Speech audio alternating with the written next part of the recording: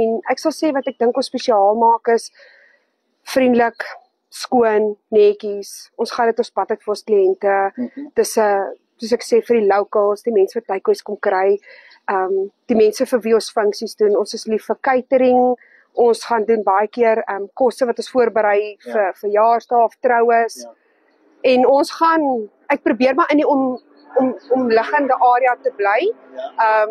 Maar ons het ons hele catering toerusting. So ons het byvoorbeeld laas jaar het ons gedoen vir 350 mense, 5 gange in die winter in Kakamas in 'n stoor sonder 'n kombuis. So ons het letterlik alles gebou en ons het die funksie gedoen. So ons hou nogal van 'n challenge. Ons doen julle funksies hierso? Ja, ons doen funksies doen julle alles hier? Verjaarsdae, corporate funksies, troues.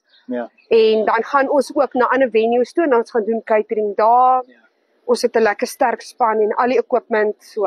Die restaurant in die park ook. So dis wat lekker, ons het 'n lekker sterk span. As dit 'n baie groot funksie is, dan trek ek van my personeel daai kant. Andersins as ek weer iets met 'n view soek, doen ons dit weer daar. 'n restaurant in die park is by die val self. By die val self,